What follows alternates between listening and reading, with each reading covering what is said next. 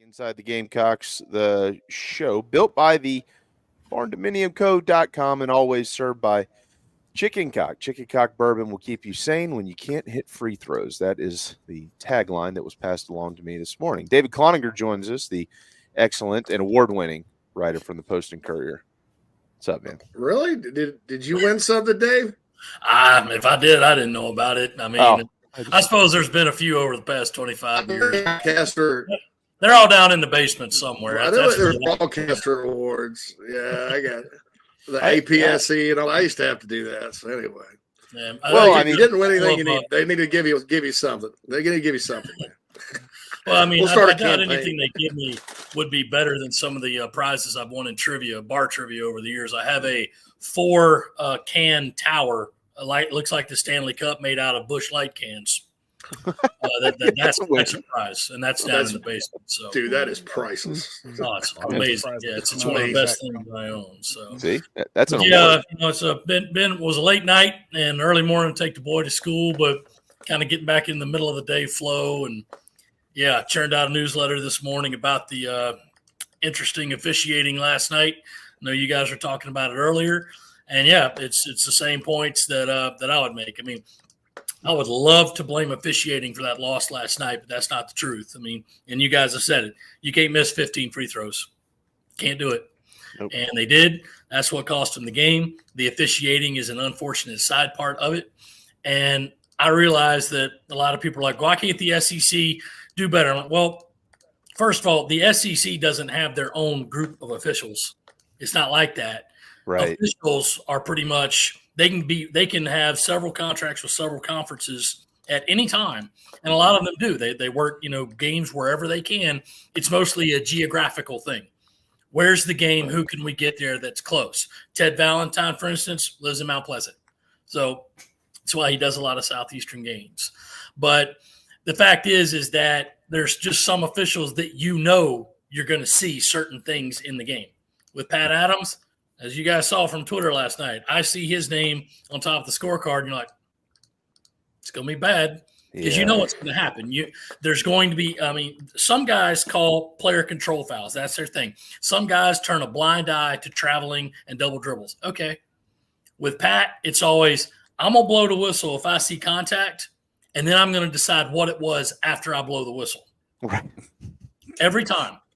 And with the calls to the monitor last night, I mean, there were two right there where he blew the whistle and then didn't hold up his fingers showing what number the foul was on.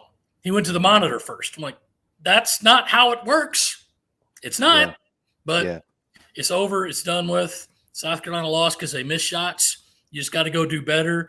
They're playing Arkansas on Saturday, which I think is the best atmosphere in the league. But Arkansas is not a very good basketball team.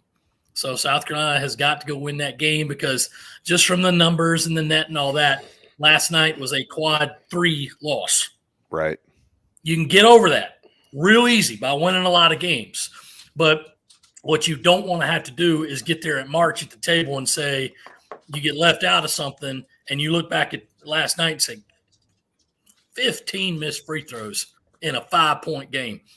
It's like the Auburn football loss in 2011. Even today, to quote the ball coach, that game still aggravates me.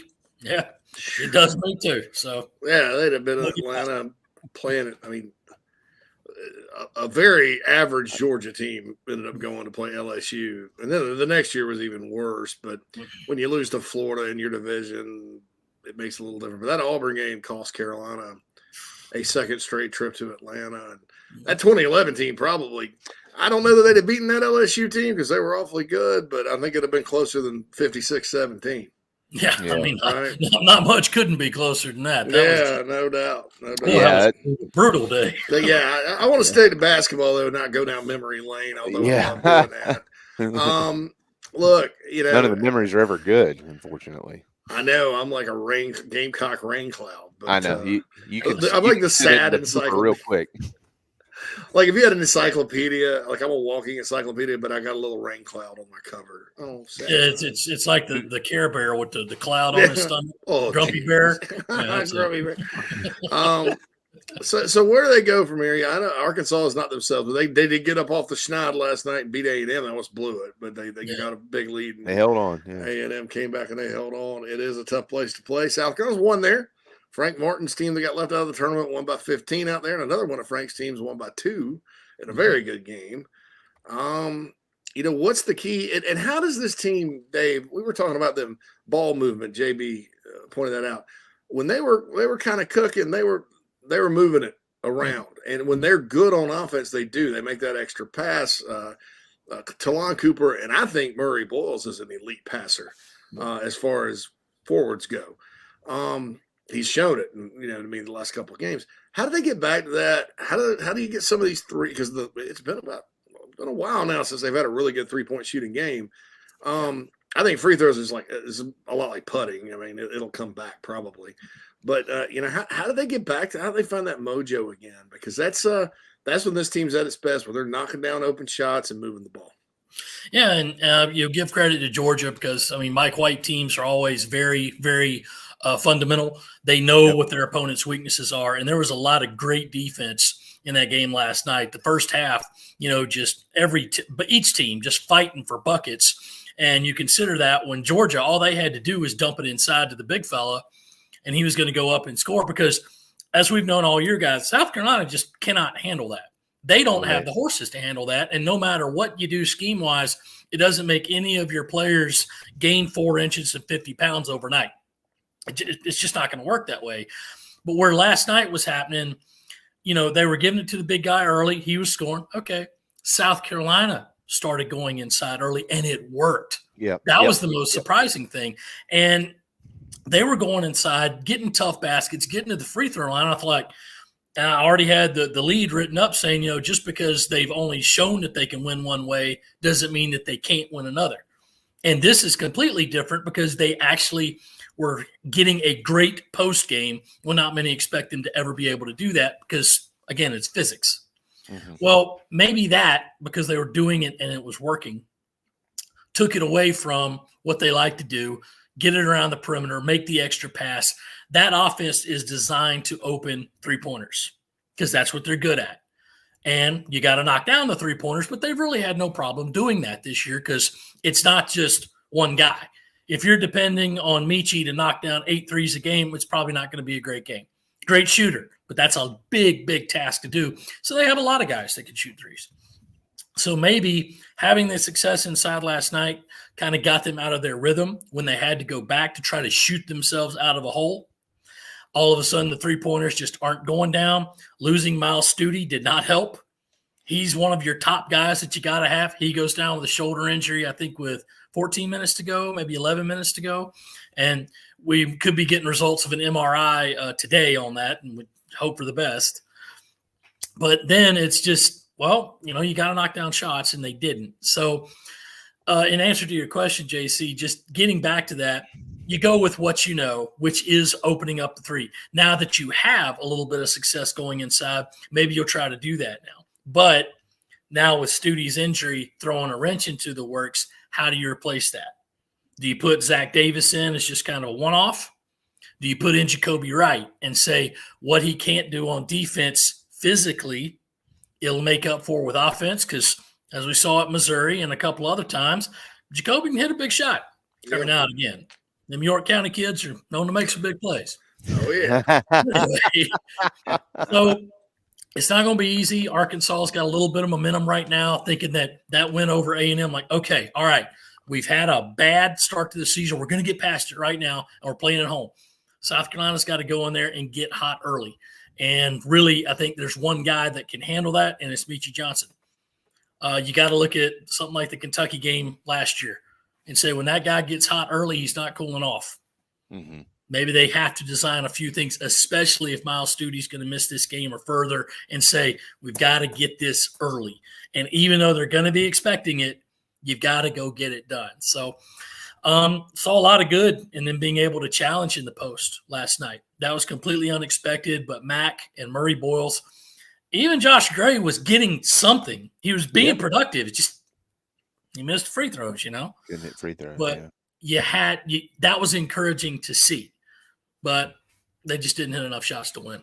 Yeah, I agree with all that. Coming into the game in the 3 prior SEC basketball contests Carolina had participated in, they were shooting 79% from the free throw line. So, what you're hoping for is that that was just one of those things. It was just one of those nights, and you brush it off and you move on. The problem is they don't get to be at home. They have to go, as you mentioned, to Fayetteville. That was my biggest thing when aside from the officiating and aside from the numbers, DC. I mean, I felt like this for a couple of games. The Bama game, even the game at Missouri, it was interesting because we spent yesterday and we spent Monday at times praising Josh Gray because had he not sank 2 free throws in Columbia, Missouri, they lose the game.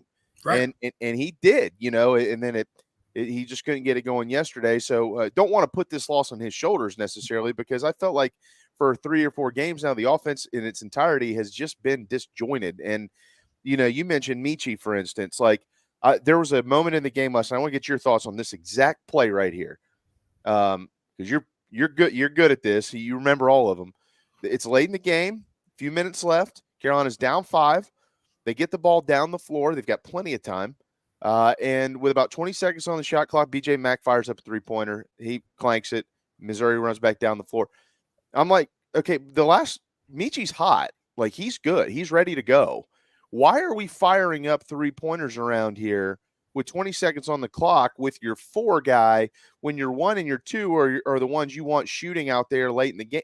Like, those are the things that make me beat my head against the wall as much, if not more, than the missed free throws. Sure, and not to throw it at you, Jamie, but no. The shot goes down. Like, oh well, nobody's talking about it. So, I get it. Yeah. The reason is this: one, BJ is a big guy that doesn't play big. Yes, he can get in there and bang around in the post, but his strength at Wofford was being versatile, that he could shoot the 3-pointer and not just, we'll do this as a lark. He's late trailing on the play. We'll kick it back up to him the top of the key and he'll shoot it up. Kind of like if you remember last year, the women did that with Aaliyah Boston a lot. She'd be trailing the play like, nobody thinks she can shoot the 3. Oh, well, there he goes. BJ can shoot the 3 and he can do it regularly. Now, he hadn't been hitting lately. Yeah. So I get where that's the concern. So why did he shoot that? One, it was open. And Lamont's always said, if it's open, take it. That's what this offense is designed to do. 2, Michi's your guy. Don't think Georgia didn't know that. Yeah. And just like Missouri did, every time he got the ball, he was drawing a double.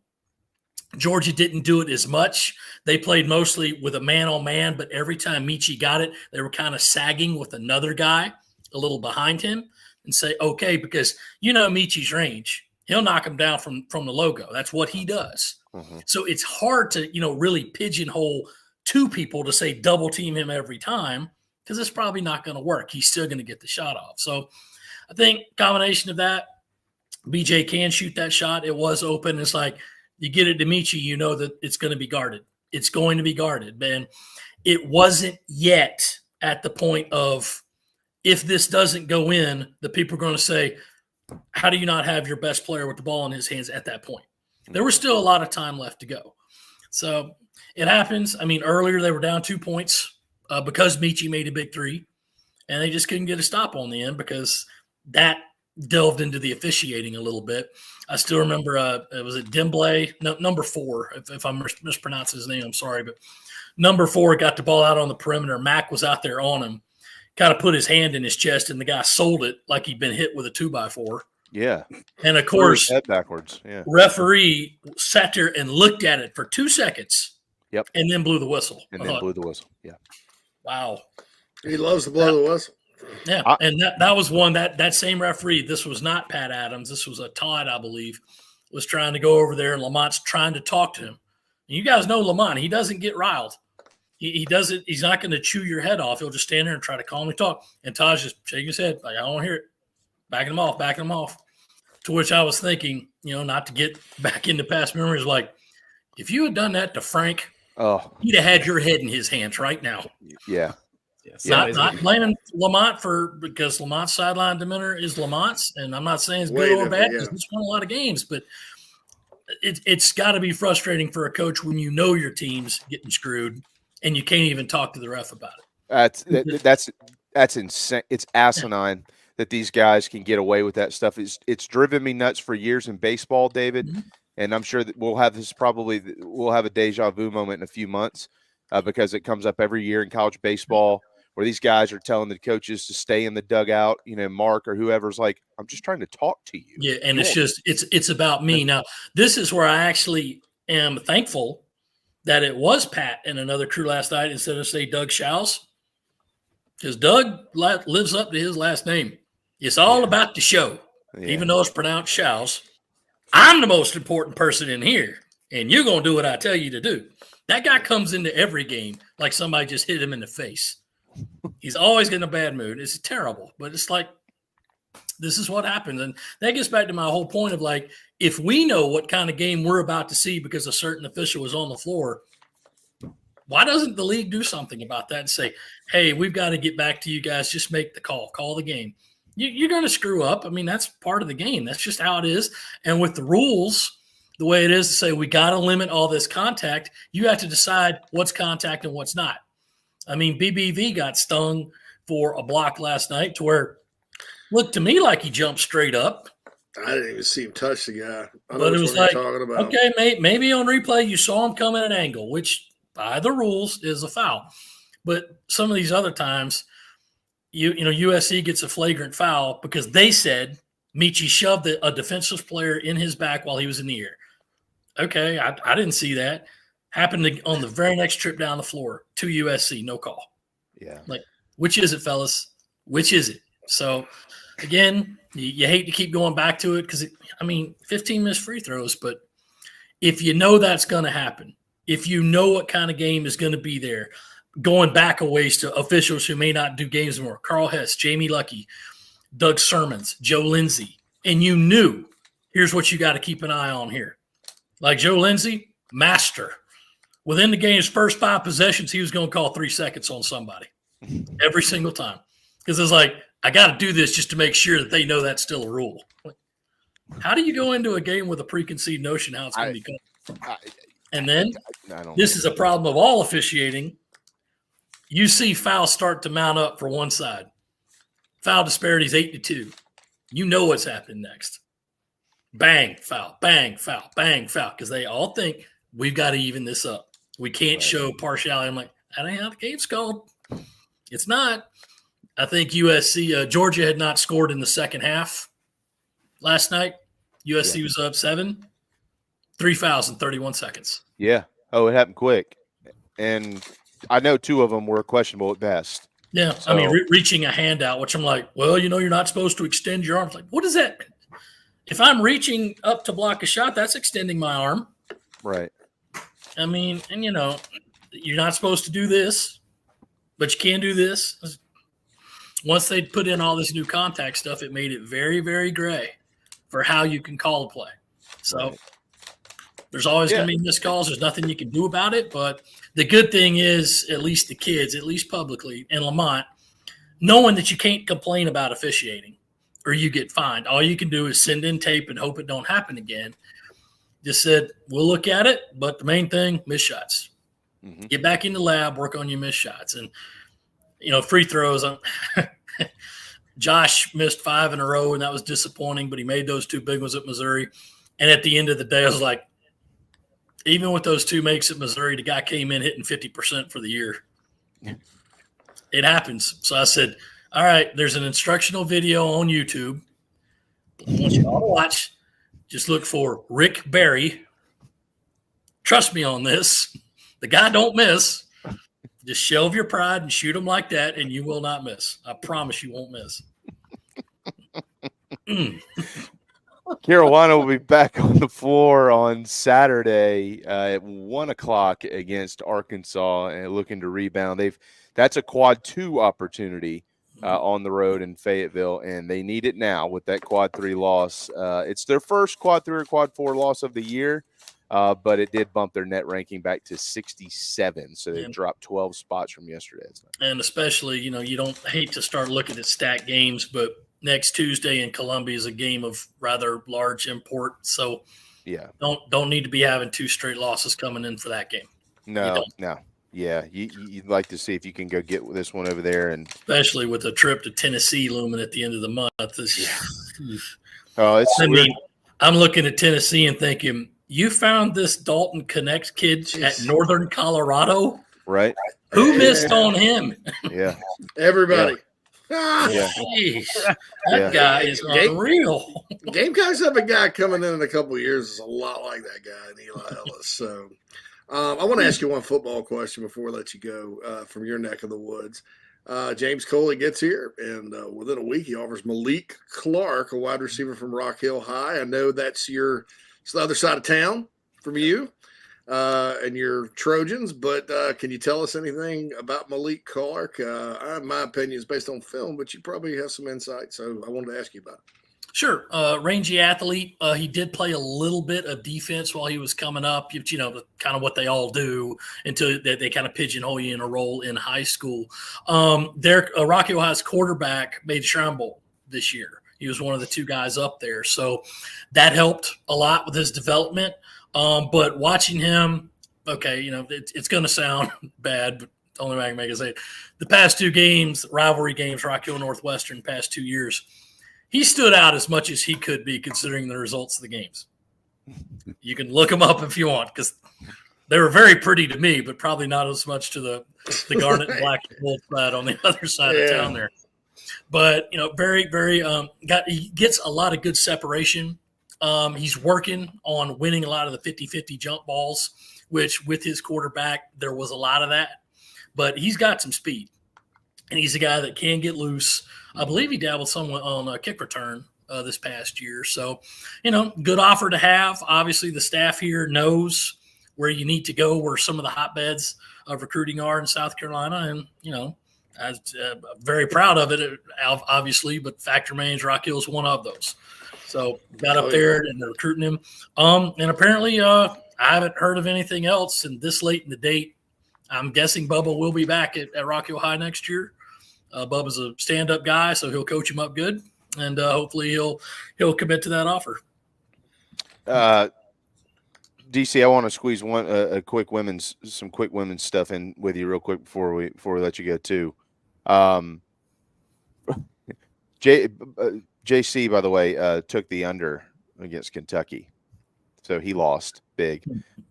Which does Dawn look Kentucky plus 45. Yeah, he took Kentucky to cover. Yeah, he took Kentucky to cover. He took Kentucky to cover.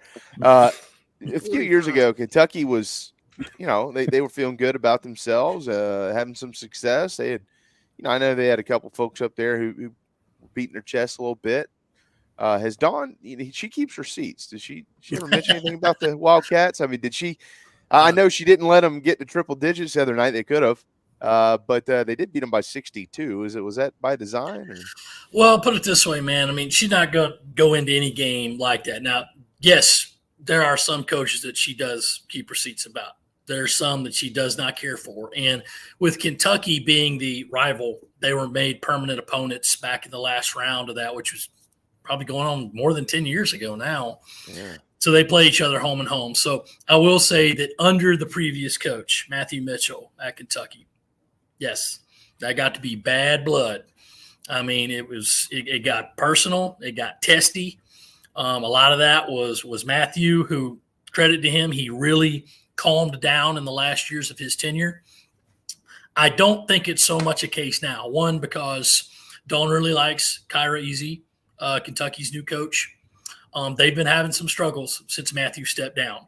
And that was kind of an emergency thing. Kyra was his assistant. She got the head job. He had a medical problem, bumped his head while he was out hiking, and he just had to step down. So they have not been what they've used to been since. So now, not to sound arrogant or just heap praise on USC women, but it's not much of a contest anymore. They've got some players. They do. Aja Petty, who transferred in from LSU, is a really good player. South Carolina that was the design for defense the other night. Say, don't let her score. She scored 2 points. Maddie Shear, who's a Kentucky native, she went to Oregon for a year, her freshman year, played with Tahina Pow out there for a year, as a matter of fact, and then transferred back home. She was homesick. She's a really good shooter. had a bad night the other night. I think she was 3 of 19 from the field. Yeah. They've got some talent, but the problem that Kira is finding out is that she's done a really good job recruiting, but coaching's been a problem. They've had a lot of roster turnover over the years. So Dawn did keep receipts about Kentucky. There were times where not Dawn, but one of the assistants, every time they beat Matthews, she'd be like, "We got our guy again." I'm like, but that's cooled noticeably if it's even there at all. They want to win because that's a win, but you notice they could have easily scored 100, and she's like, "Don't." I mean, that's classless at this point. She'd have done it to Matthew. I got no doubt about that. But here it's like, there's no point in this. Just dribble out the shot clock. I don't care about the turnover. I don't. All right. But there's some others around the league, around the country who like, okay, if you're in position, you channel the ball coach again. It ain't enough to win. You got to be petty, son.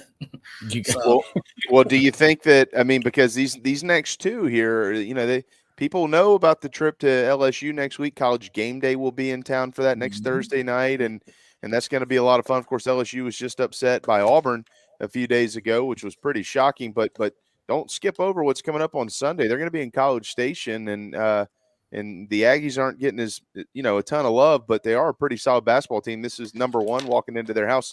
So back-to-back road trips. It's going to be a little bit of a challenge for this group.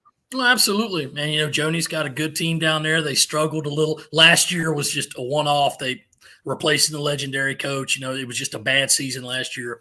They started out rough this year, but they've got a good team down there. A lot of familiarity with Joni, obviously. Yeah. She was at Georgia, and Joni's husband is Darius Taylor, who used to be on staff here. So a lot of familiarity there. Chloe Kitts and Raven Johnson played for Joni with Team USA over the summer. But it's another road game, it's another test, and then comes the LSU game. And, I'm going to be there. I'm looking forward to it. It's going to be a big one. And that would be one to where if South Carolina is ahead at the end of the game, there's a chance to say, hey, you may have a nice shiny new banner hanging there in the gym, but you still can't beat me. You still can't. That's what I got a feeling. Yeah. But you got to go do that. So yeah. It will be a very, very intense game, especially because LSU knows, hey, you're one down in the standings right now. Mm-hmm. If you win, you're even, but you got the tiebreaker. So it'll be big for SEC tournament seeding. And obviously, just by the numbers, fellas, just by the numbers, if South Carolina wins that game next Thursday, you can pretty much go and start putting the letters on the SEC regular season championship banner. Yeah. There's not many else in this league that can stand toe to toe with them. No. And the game after them, hats off to Vanderbilt. They're having a nice season, 16-2, but they got to come into CLA, and that has not been kind to them over the years, as we all well know. But these next two on the road for Dawn's ladies, it's going to be a test. We'll be anxious to see what it looks like. And again, College Game Day will be down there in Baton Rouge next week, so looking forward to that. DC, we're 30 days from Gamecock baseball. What I know you got something brewing over the next couple of weeks covering Mark Kingston's club. What are we looking for? A couple things. It's not baseball, but a really nice story going to be running Saturday, so keep your eyes out for that one, involving one of the men's basketball players. But baseball, I got to start getting my eyes around him because I've already done Ethan Petrie's background. I've already done Cole Messina and the mullet, which he cut off soon after I wrote that story. Which I was like, really, man? You gonna blame this on me? But honestly, guys, obviously we saw the D1 baseball top 25. Yeah. So Kendall Rogers and I go back years. We hung out all the time during those 3 Omaha trips, and he and Aaron do a great job. Mm-hmm. So of course, jokingly, because Kendall's like, of course I hate your favorite team. Yeah. I just texted him as a reporter. I was like, 25th, huh? I suppose next week you'll have him ranked below the groundskeeper. He was like, no, but we talk, and he's got the same thoughts that I do. It's like the pitching is so unknown right now. You just don't know. Now, I think that they're a great team, probably top 20. That's me. I'm not surprised to see them there. And I think that they got in with those pitching questions is like, all right, that's just a sign of respect. So it's early season polls. They don't mean anything. But what South Carolina's going to have to do is make a lot of hay early figure out those pitching questions. And really, you've only got 2 weeks worth to do it because you don't want to be tinkering during the Clemson series. Right. You don't want to do that.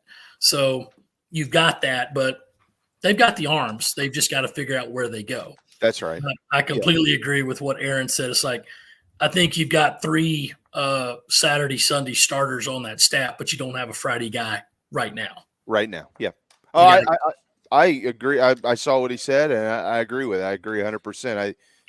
Gamecock baseball, they're going to have to earn their stripes early, and they got the guys that, as you just pointed out, and they got guys coming off of health issues. Mm-hmm. Those guys have to kind of prove it to themselves before they can prove it to all of us that they go out there and do the things they're capable of doing. That's okay. That's all right. They're in the preseason top 25, and they're getting some love. They finished in the Supers last year. We know they can swing it, and they've got an incredible staff. One of the best staffs in college baseball, if not the best. I mean, these guys are tremendous. So they're going to be fine. They'll be fine. They'll earn the paycheck. And obviously Saturday, the basketball team tips off at 1.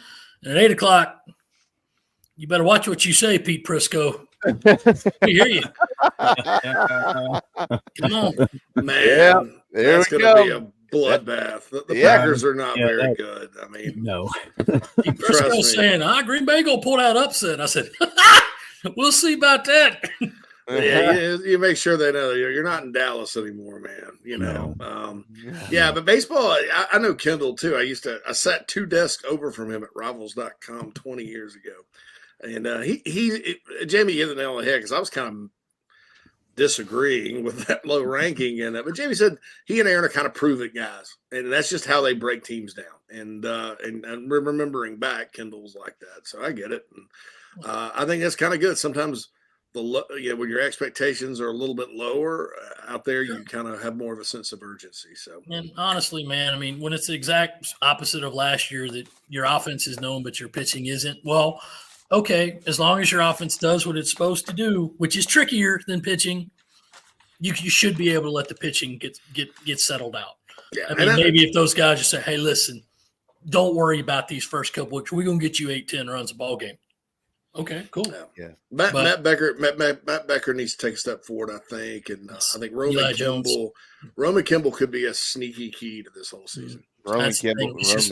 Yeah, I mean, he's good, but coming off injury. But you know, then Eli Jones and then some of the other guys that they got, of course, as John Whittle has told us, they wanted some big-time guys and didn't get them out of the portal. So now it's come a case of you got guys who you think you can teach, and that's good if they can learn. Mm-hmm. I mean, you got to get pitchers and not chuckers. So Ty Good, I think, from College of Charleston will be a sneaky good pickup as well. He's got real good back. Rock Hill. Well, I'll tell you, if you can, and I know we got to let you run now, but if Ty Good ends up being your Tuesday or Wednesday guy midweek, that's a great sign for this. Oh, sure. That means you don't have to go down to Gainesville like you did last year with your best guy in the bullpen and just say, all right. I mean, again, having a great offense and questionable pitching, it can work, but being a Braves fan, it can get you in a short series, as we all saw. That said, these first couple weeks, I'm the opposing pitcher. All right, Petrie, Messina, and Kennedy Jones. What do you suggest here, Coach? Pitch around him. Oh, so I'm supposed to start every game with 2 runs in and the bases loaded? Okay. Right. You got Casas, you got LeCroy. I mean, you got guys who can swing it. A kid that transferred in from Charlotte, Mark was telling us, he said, dude, he kind of like Brett Gardner. You just never know. He's up there, and all of a sudden he's on base. All of a sudden he's on third, and then he scores. You know, how do you get out there? They did okay last year with it, but I've been hearing so many times over the years, we're going to steal a lot of bases this year. And I'm like, of course you are. That's happened one time in 1999 when they had Brian Roberts on the team. Right. You going to tell that guy not to run? Yeah. He was an automatic triple. I loved watching him play. 99, and then in 02, Drew had the green light whenever he wanted, but that was about it. Outside of that, we, as Coach Tanner once said, no. Around here, we hit home runs and doubles or we lose. Earl Weaver, man. His defense and the 3-run homer.